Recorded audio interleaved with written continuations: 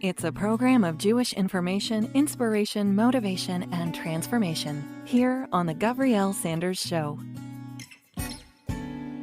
We're dedicating some time in this edition of The Gavriel Sanders Show to meet and learn from Dr. Stephen Feld. Dr. Feld, welcome to The Gavriel Sanders Show. Thank you. Glad to be here. Let's first talk a little bit about the man behind the project that we're going to explore, and that's your own training as far as education is concerned. You are a cardiologist, and you were educated where? Well, I started out in medical school after college at MIT. I was in the University of Texas, Southwestern Medical School in Dallas, Texas. I was an honor graduate from medical school and went on to do a residency in a prestigious Boston hospital and decided to emigrate to Israel. And there I spent 3 years in Kaplan Hospital in Rehovot, and then went into the Army for a year and a half service. And at that time, I was confronted with the fact that I've been in the country for 3 years, and it's time to make up my mind what to do. And I went into the Army, and from there went and decided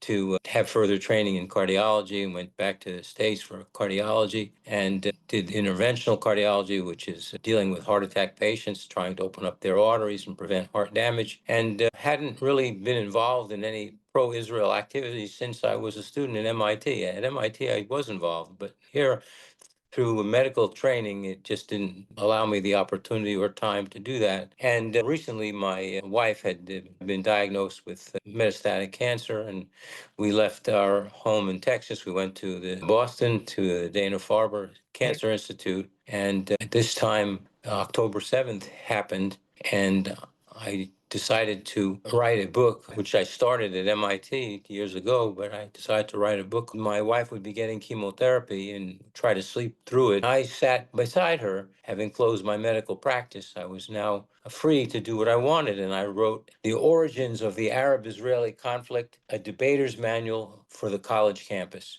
While she slept, I worked on the debater's manual, and she passed. And I had just completed the first draft of summarizing the arguments for Israel's legitimacy in the community of nations. So let's talk about some of those points that you've made along the way. You bring out in the manual that history didn't begin in 1948. Your manual really shows that the Jewish life in Israel has never ceased. From Abraham to Masada down to modern Tel Aviv. It's the oldest, I think, continuous national story on earth. Do you think that Jews around the world forget that continuity? I don't think they ever learned it. I think that continuity is critical. The Romans destroyed Israel, but the Jews persisted and lived on in different areas in the coastal cities and various Galilee.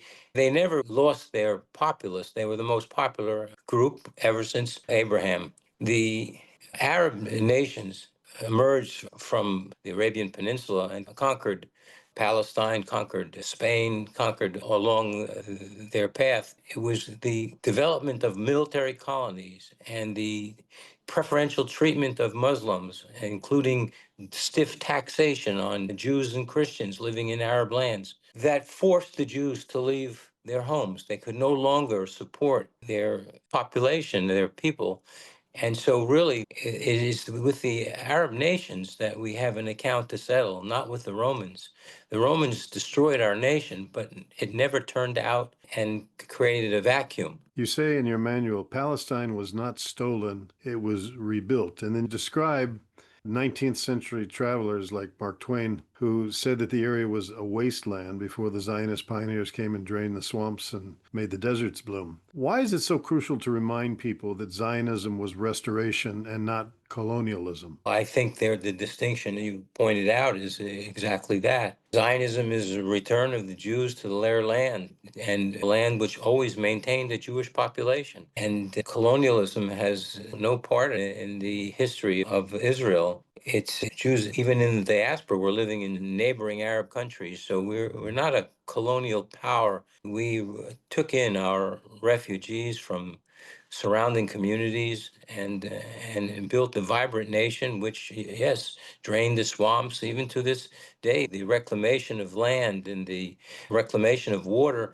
Israel has the largest percentage of reclaimed water of any nation. It's over 90%. whereas the next highest nation was Spain at around 50%. So the Jews found a wasteland when they returned in the 1880s, and in fact built an incredible country. I would have to say that my relatives take part in it. My relatives from Kibbutz Shamir were among the original founders of that kibbutz, and they have a museum in which they show the rocks and stones that they encountered when they first came to the territory before they built this beautiful kibbutz that housed 250 families. But what we need to know is that it was not a stolen land usurping someone else's livelihood. The missionary Thompson wrote a book, The Land in the Book, Southern Palestine and Jerusalem. He published it in 1882. It was crisscrossed the country from Dan to Beersheba, just as Abraham. And he documents every length of the journey that he takes. And it's a fascinating account. He points out that his Arab guides wouldn't cross the Samarian plains in the Shomron Samarian plain because they were afraid of pits. They were afraid they would fall through the ceiling of cisterns and things that would put them in danger. But it's a fascinating account in which he describes empty landscapes, places that used to, in the biblical times, have Jews coming, and instead now it's desolate. There's nothing there. Even Lawrence of Arabia, the famous T.E. Lawrence, wrote to his mother in a letter, the sooner the Jews farm it, all the better. Their colonies are bright spots in a desert. Hmm. 1882 was the time that Rishon LeZion, which means the first in Zion, Rishon LeZion was established in 1882. And in the same time that he publishes his book, he's not writing propaganda about stolen land. He's just describing what he sees. Sometimes in quite brutal terms, he would find it difficult to publish what he says about the hovels in Jericho and the like. But the points are, one, it is with the Arabs we have a conflict, not with the Romans.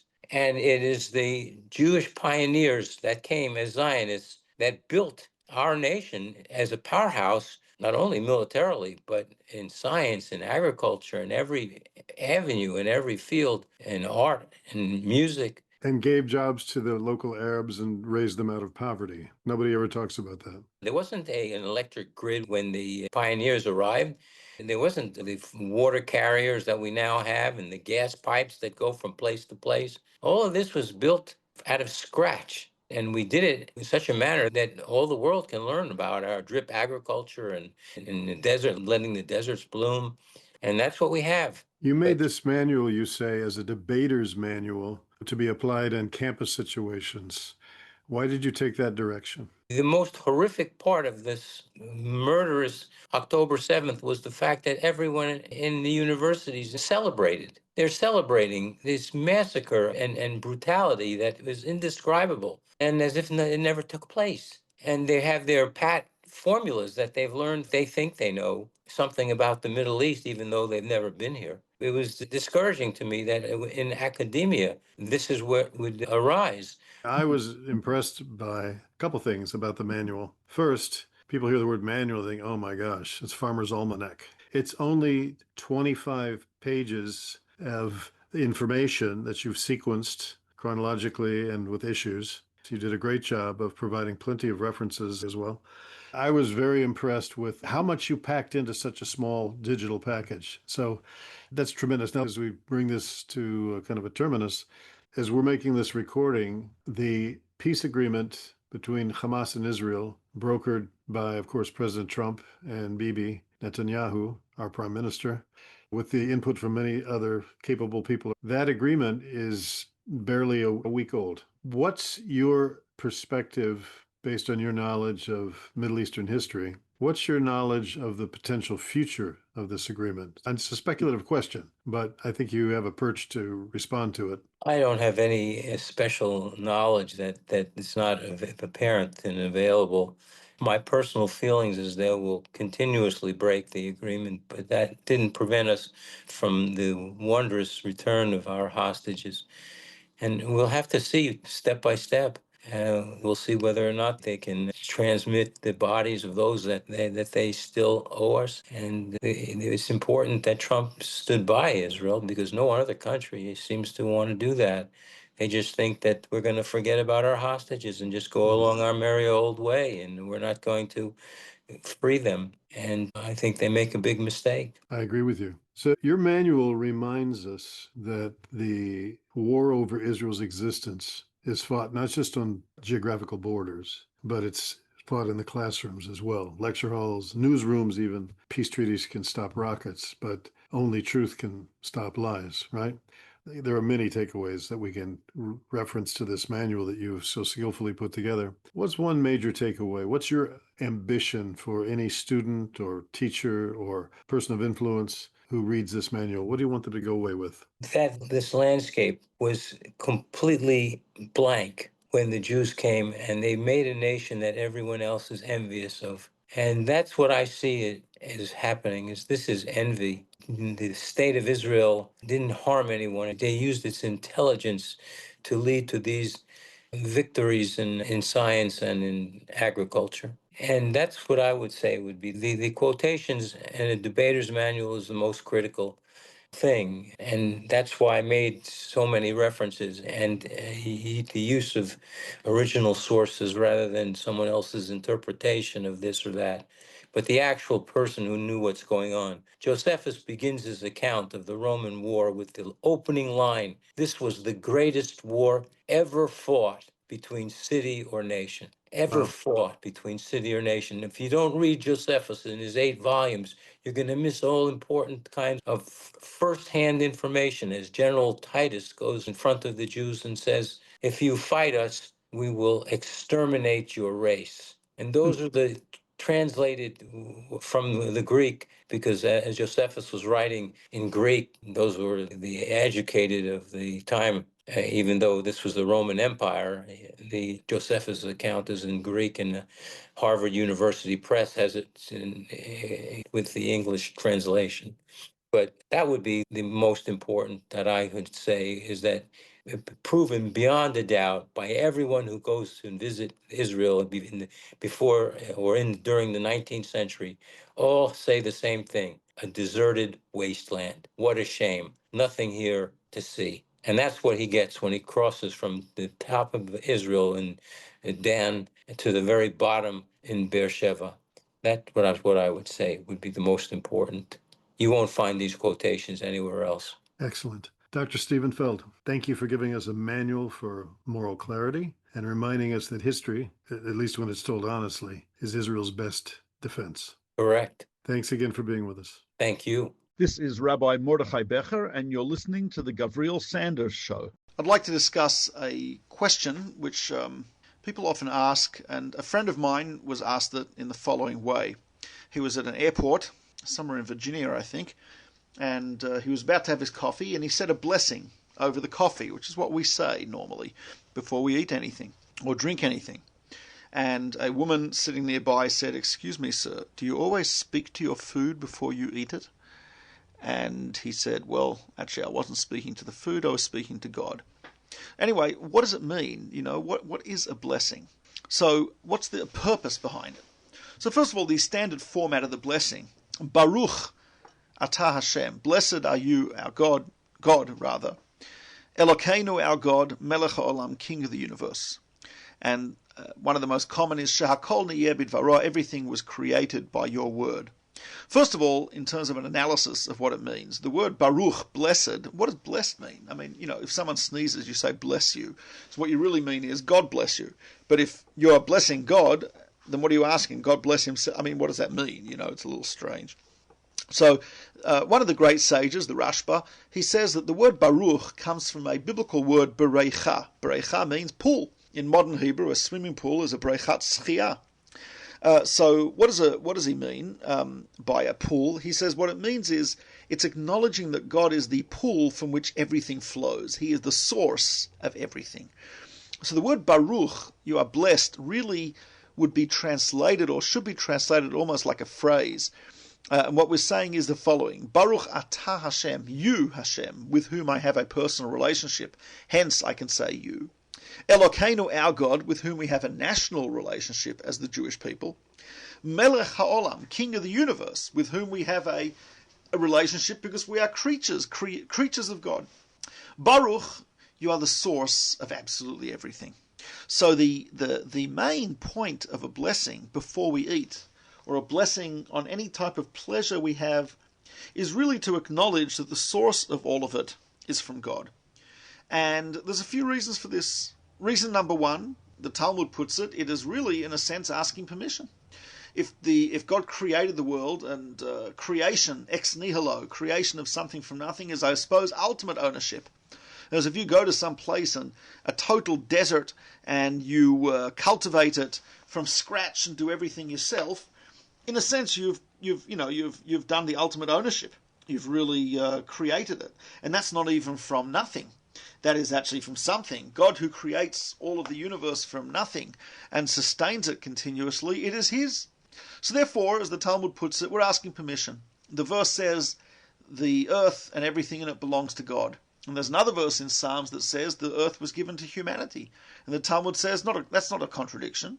The verse which says the world and everything in it is to God, that's before you said a blessing. The verse that says that the earth belongs to the human being, that is after you've said a blessing. So it's asking permission. It's a moral obligation. Secondly, and very simply, it's showing appreciation, gratitude. There are authorities who maintain that the basis of our obligation towards God, the basis of our service of God, what we call avodas Hashem, is indeed gratitude. We are grateful to God for His sustenance, for life that He's given us, for everything. So therefore, I give gratitude for everything I get. And indeed, the Talmud says you should give a different, there's actually specific blessings for different things. A blessing for vegetables, there's a blessing for fruit, there's a blessing for cake, there's a blessing for all types of things. The reason is, we don't just say a general blessing. You go to someone's house and enjoyed the time there. You don't just say, thanks, it was great.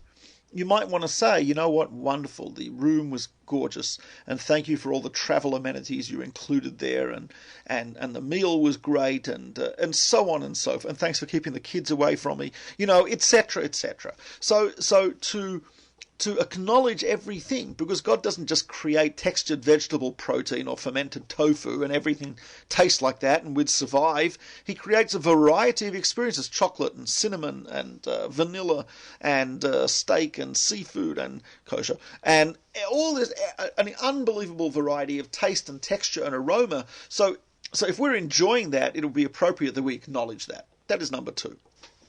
Number three, Rabbi Yehuda Halevi says that the more you appreciate what you have, the happier you are. I mean, think of it. If a person feels they're always getting shortchanged, they're not going to be very happy. If a person feels they could be getting better or more intense or whatever it happens to be, they're not content with what they have, that person is not going to be a happy person. On the other hand, a person who, with everything they have, appreciates it, says, thank God I have water. Thank God I have banana. Thank God I have whatever it is, even fermented tofu. And I say thank you for that, then I appreciate what I have. And one who appreciates is just a happier person. That means you're going to get along with other people better. It means you're going to, because obviously if I feel that I'm continuously being put upon, if I feel that I'm continuously losing out, if I feel that I'm not getting what I deserve, then how can I be? I can't get along with other people very well. The more I feel content with what I have, the more I appreciate what I have, the more I'm able to be a person who's a giver, who can get along with other people. If I feel that I don't have enough for myself, then I'm certainly not going to give to other people. So the one who, and as it says in Ethics of the Fathers, who is rich, he who is content with his portion. Because wealth is not defined by how much you've got, but it's defined, I would say, by how much you feel you need. So if I have got as much as I feel I need, I'm happy with that, then I've got what I need for myself. I can be generous, give to others. If I never have as much as I feel that I need, even if I've got millions of dollars, if I've got a mansion, etc., then I feel that I don't have enough for myself. So if I don't have enough for myself, how can I share with someone else? So therefore, the effect of a blessing is not only between you and God, it's also between you and yourself in terms of your own attitude to life, your own contentment, moral obligation, asking permission, appreciation, and so on and so forth. But it also, I believe, affects your attitude towards other people. I think it makes you happier. I think it makes you more of a giver. Or at least doesn't make you that way, but I think it helps to make you that way. I think also, number 4, is it directs you to think before doing something. Food eating is very instinctive. We breathe, we don't think about breathing. Eating is almost as instinctive as breathing. We need to eat. However, it's an area where we are able to exercise control. I would hope. It's an area where we're able to be conscious about what we're doing. And so, since it's something which is so instinctive and necessary on the one hand, the Torah wants to specifically make us think about what we're doing. So the way the Bible does that is through the laws of kashrut, the kosher laws, and eating kosher. The rabbis added to that the idea of thinking before you actually eat, meaning it's a way of just saying, stop, think. You're not an animal. You don't just, as soon as the food bowl is put down, stick it. Like I had a dog used to do that. As soon as the bowl got within about an inch of the ground, his nose would enter it and his face would enter it, and he would not finish until the bowl was licked clean on a molecular level. And he was cute, but it's cute for a dog to do that, not for a human being. For a human being, we should stop, think, contemplate, be conscious about what we're doing, conscious about what we're eating, conscious about why we're eating and why we need the energy and what we're going to do with the energy. And all of those beautiful things are what blessings do. So count your blessings, and that's how we understand it. We say the blessings, we count our blessings, and we appreciate what we have. Thanks very much. Bye. You're tuned to the Gavriel Sanders Show, broadcasting on WNEW 102.7 FM HD3 New York and around the world on TalkLineNetwork.com. I want to do a follow-up to our conversation we had in today's program with Dr. Stephen Feld, because there's a phrase I've been thinking about this week, that peace on paper means absolutely nothing without peace in people's hearts and minds. That's so true in every generation, and I think it's especially true now. We've seen President Trump and Prime Minister Netanyahu announce what's being called a breakthrough peace framework, hostages released, guns silent, at least temporarily, and promises of reconstruction. And yes, any day without rockets is a day to thank Hashem for. I know, I live in Yerushalayim. But let's be honest. This is a ceasefire built on hope and hesitation. It's a peace deal really standing on one leg while the world waits to see who kicks first. It's fragile because, as history keeps proving, peace isn't just about territory, it's about truth. And truth, when it comes to Israel, is still the most violated agreement of all. So that's why Dr. Stephen Feld's booklet we talked about, Origins of the Arab-Israeli Conflict, a debater's manual for the college campuses, that's why it matters so deeply right now, because it's not just a history manual. It's a manual for moral clarity. It's a reminder that long before CNN, Twitter, or TikTok, there was a people, a land, and a promise. And those three have never been separated for long. Dr. Feld quotes Rashi, who foresaw this 1,000 years ago. One day, he writes, the nations of the world will tell the Jews, this land is ours, you stole it from us. And we will reply, the land belongs to Hashem. He alone has the right to say who will live there, and he gave this land to us. That right there is the entire argument in one breath. It's not arrogance, it's acknowledgement. That Jewish presence in the land of Israel isn't a modern accident. It's really a divine assignment. And yet the world acts like Jewish history began in 1948, as if we parachuted in with blue flags and bad manners. But as Dr. Feld reminds us, Jews lived in Israel, in Judea, in the Galilee, for over 1,000 years before the Arab conquest of Palestine in the 7th century. There never was a time, not one, when Jews didn't live there. He writes, no amount of dialectical jargon can alter the ancient, irrevocable bond that exists between the Jewish people and the land of Israel. The Romans renamed it. They called it Syria-Palestina in order to erase us. The Arabs later ruled it, taxed it, and then they neglected it. The Turks harvested just about all the trees in the land to make their railroad. But they never made it a country. There was no independent Palestine. As Dr. Feld puts it very plainly, the Arab claim of the existence of an ancient Palestinian nation prior to the restoration of Jewish national sovereignty falls into the category of mythology, not history. So, what did Zionism actually restore? Dr. Feld quotes a missionary named William Thompson who crisscrossed the Holy Land in 1882. Thompson wrote, how melancholy is this utter desolation, not a house, not a trace of inhabitants, not even shepherds to relieve the dull monotony. That's the land our ancestors returned to, a wasteland. And in barely a century, it became Tel Aviv, Netanya, Herzliya, all the environs around Yerushalayim. Millions of people where once there was silence. Not conquest, restoration. Not colonization, redemption. That's Zionism, defined not as domination, but as return. Dr. Feld writes, Zionism is the national liberation movement of the Jewish people returning to their ancestral homeland of Zion and Jerusalem, where they could live free of prejudice, bigotry, and discrimination. And yet, despite all that restoration and all that proof, hatred hasn't gone away. It's just been rebranded. Dr. Feld captures it with a single line that belongs on every campus wall in America. We mentioned it in the interview. The Nazi slogan, "Don't buy from Jews," has been modified to a more palatable version of "Don't buy from the Jewish state." You know, the whole BDS thing. Same hate, updated expression. So what started with broken glass in Europe, Kristallnacht, now shows up in broken discourse at Harvard, Columbia, UCLA. Jewish students being shouted down, doxxed, threatened, all while waving the flag of, quote, justice, end quote. If you listen carefully, you can still hear the echo. Don't buy from Jews. Don't buy from the Jewish state. And now, while that same hatred festers in our lecture halls, the world applauds a fragile peace deal. We've seen these before. Handshake photo ops that fade faster than the ink on the page, because no deal lasts when the hatred underneath is untreated. And as long as the Palestinian leadership still teaches its children that Jews are thieves, occupiers, sons of pigs and monkeys, or worse, peace will just stay a word, not a world. So where does that leave us? Well, it leaves us doing what Jews have always done, remembering who we are, teaching the next generation, and refusing to outsource our narrative to our enemies.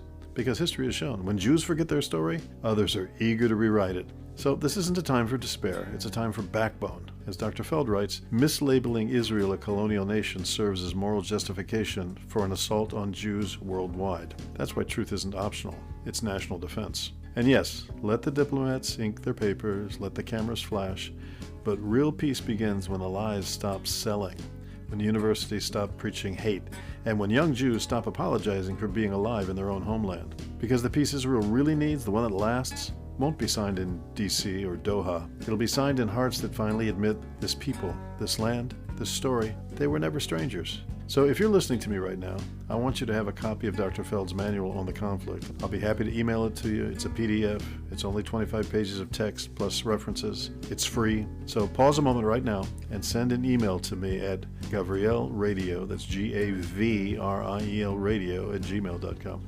Just put the word manual in the subject line and I'll send it right out to you.